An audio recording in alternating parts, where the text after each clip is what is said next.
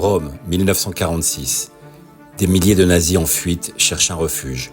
Officiellement, ils disparaissent.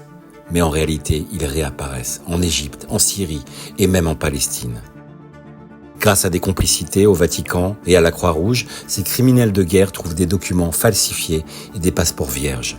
Parmi eux, Walter Rauf, concepteur des camions à gaz qui ont exterminé des milliers de Juifs, rejoint la Syrie pour organiser les services de renseignement et former l'armée. Il devient chef d'un commando d'intervention SS pour le Moyen-Orient qui doit mener une action de police de sûreté en Égypte, puis en Palestine voisine.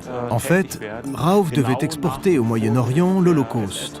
Son objectif est clair, appliquer les méthodes de la Gestapo contre Israël.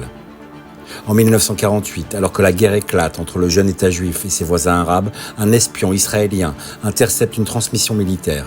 Il découvre avec stupeur que certaines troupes arabes sont dirigées par d'anciens officiers allemands.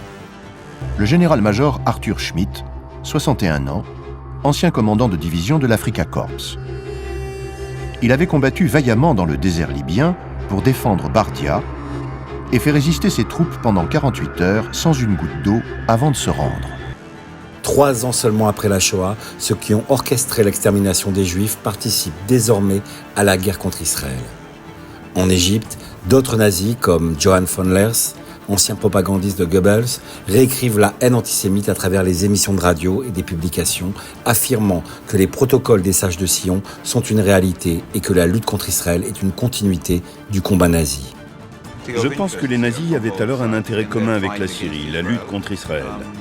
Ils percevaient certainement cette mission comme la continuité de leur travail réalisé en Allemagne entre les années 30 et l'été 45.